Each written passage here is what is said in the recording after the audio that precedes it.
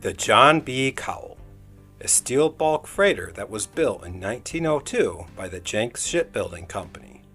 The Cowle was launched on October 2nd of 1902. This was from the Jenks Shipbuilding Company yard on the Black River at Port Huron, Michigan. The vessel would be a part of the Cowle Transit Company of Fairport, Ohio, which was a subsidiary of the United States Transportation Company. The Cowle would receive her name from a well-known Cleveland, Ohio citizen, John Beswick Cowle. He was part owner of the Globe Iron Works that would build the first iron and steel Great Lakes bulk freighters that we would come to know. The Cowle would have a length of 420 feet. She had a beam of 50 and a depth of 24 feet. She also had a gross tonnage of 4,731 tons, and she could carry a net tonnage of 3,911. These very early Great Lakes bulk freighters would receive a nickname that would be known as Tin Pans.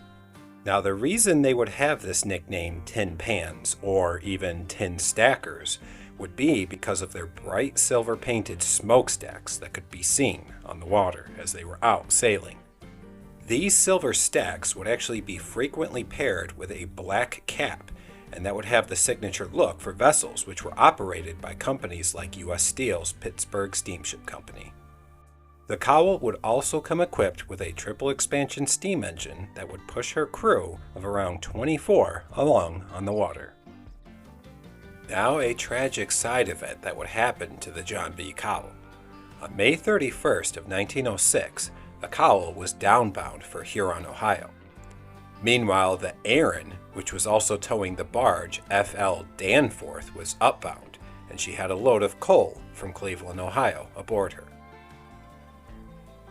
All of a sudden, the two vessels would collide, with the Canadian steamer Erin receiving the worst damage. Both of the vessels would exchange the proper whistle signals. However, for some unknown reason, the Cowle would suddenly and immediately veer into the lane of the Erin and strike her aft of her forward rigging and nearly cutting her in half. The Erin would sink almost immediately, and I quote from an eyewitness, like a cannonball. In this terrible event, 5 crew members aboard the Erin would be trapped within her and go down with the vessel. Meanwhile, the men aboard the barge F.L. Danforth, which was connected by the tow line between her and the Erin, would also come to the rescue of the other crew members. I also have to assume they would immediately sever the tow line so that they were not dragged underneath as well as the Erin sank. The John B Cowle herself would receive minor damage, however she would soon be back to service after this tragic collision. In all, the John B Cowle would serve for 7 years across the Great Lakes. However, as we all well know, tragedy would unfortunately strike again on July 12th of 1909.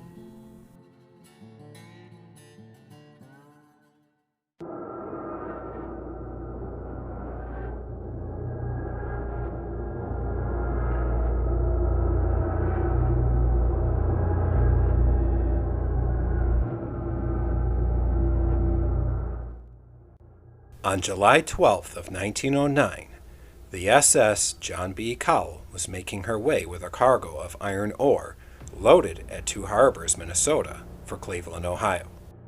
Meanwhile, the brand new 524-foot-long Isaac M. Scott, on her maiden voyage, was making her way upbound for Duluth as well. Also behind the Isaac M. Scott was the Frank H. Goodyear. She was just behind the Scott at the Sioux Locks. She too was also upbound for Duluth. The Isaac M. Scott and the Frank H. Goodyear would depart through the Sioux Locks and make their way to Whitefish Bay. Captain Russell Heminger of the Frank H. Goodyear, who was behind the Isaac M. Scott, had all of the pilot house windows open. He was standing just propped on a side sill and was listening and looking for other vessels. As the vessels were all out on Lake Superior making their way, at around 4 a.m., a dense fog would appear off of Whitefish Point. The captain of the John B. Cowle, Captain W.G. Rogers, entering into this fog, would check his vessel down to about half speed and begin blowing fog signals. However, not long after entering into this thick, dense fog, out of nowhere, the Isaac M. Scott, at full speed as well, would appear out of nowhere. The Isaac M. Scott would broadside and smash into the John B. Cowle. Captain MacArthur of the Isaac M. Scott would ring the Chadburn for reverse and ordered hard left, hard left. However, this was all too late, and again the Isaac M. Scott would ram into the John B. Cowle with such force that would cause her to almost be cut in half. This story is eerily similar to that of the SS Superior City. When the Isaac M. Scott smashed into the side of the John B. Cowle, she would end up penetrating a 20-foot hole into the John B. Cowle. After the initial collision, mass amounts of water would begin to rush into the John B. Cowle. This no doubt because of the giant hole that had just been smashed into her. The John B. Cowle would sink in only 3 minutes and then settle on the bottom of Lake Superior. A safety line would be thrown from the Isaac M. Scott over to the John B. Cowle as she was sinking. Fortunately, 3 sailors would also be able to use this safety line and make their way onto the Isaac M. Scott. However, others were less fortunate and would actually jump off the rail and leap into Lake Superior. All of this frantically trying to get away from the suction of the sinking ship. Captain Rogers of the John B. Cowle at the time had his son with him, who they were both sailing on the vessel. The captain was able to put a life preserver on his son, and then Rogers himself would actually be washed off the ship as she was sinking. Thankfully, though, he was able to grab a piece of wreckage, and then he would come back up from the bottom of the water. He would then go on to be rescued about 45 minutes or so later. A steward from the John B. Cowle, A. B. Rogers, would go on to give the following account after this disaster, and I quote, "When the ship sank, I was stuck in a whirlpool, wrenched and whirled till I thought my legs would be pulled off. I saw a body alongside me. It was Will Thomas, my assistant. I tried to retrieve him when a broken hatch cover came up and struck the lad on the head, crushing it. My life preserver came off while I was floundering in the water. Another hatch cover came up. I grabbed the ring and pulled myself up on it. I saw a foot sticking up from beneath it, and pulling it, found it to be Thomas McKieran, the son of the chief engineer. I pulled him up and revived him after a while. The lake was covered with wreckage, and all around in the fog could be heard cries of help. But it was 3/4 of an hour before the yawls of the Scott had been loosened and put in the water." End quote. Tragically, 14 crew members would lose their lives out of the 24-man crew aboard her. The surviving crew members of the John B. Cowle that had been picked up by the Isaac M. Scott were then taken to Sault Ste. Marie, Michigan, where they were cared for. The John B. Cowle was a total loss, and her loss was valued at $285,000.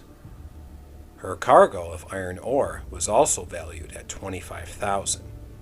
However, it was not insured at the time, as I have found. The Issac M. Scott herself would receive massive damage to her forward compartments, and there were holes as well. She would make her way back to a shipyard for reconstruction, and this would cost around $30,000 for repairs.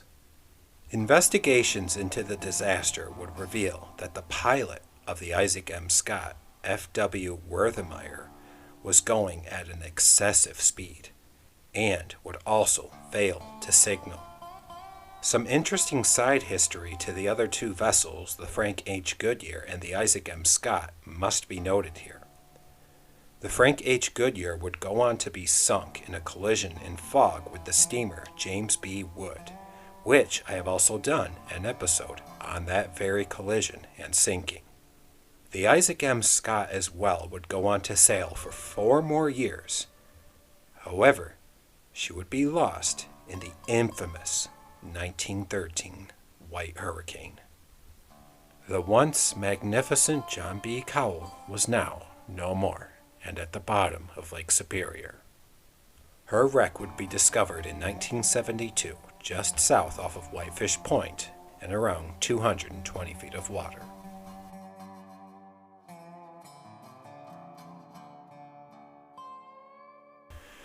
And that is the full story of the sinking and collision of the SS John B Cowle.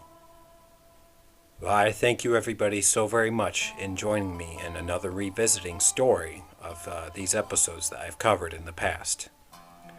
This one just from the start amazed me with, I shouldn't say amazed me, just bewildered me, with how similar it was to the Superior City collision and sinking. I mean, man, this all makes sense back in that time when there was hundreds of lake freighters out there and no modern day technology, no radar to guide them.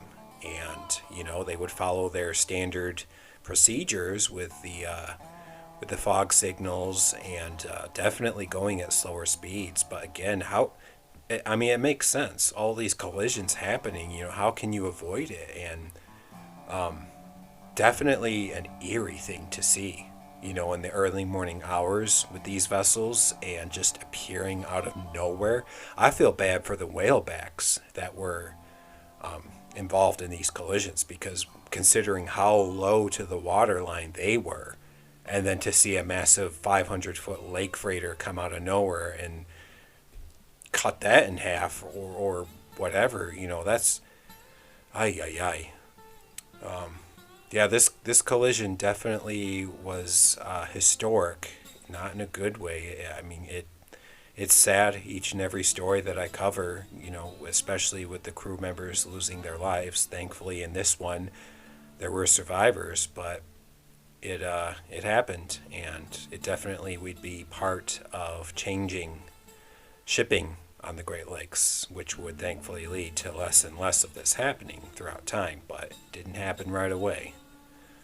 But yeah, let me know what you guys think down in the comment section below. Always, I welcome additional information and insights, and I even always look forward to the comments that say, hey, I had a family member on this particular vessel. Those, I very much love those and respect those, and I hope that I pay your families the proper amount of respect with these stories, and I really appreciate very much those comments. But yes, with that being said, I thank you guys all so very much in joining me on this episode. Let me know what you thought down below. And as always, I just appreciate your help with pronunciations and additional information and all that good stuff. But yes, God bless you all.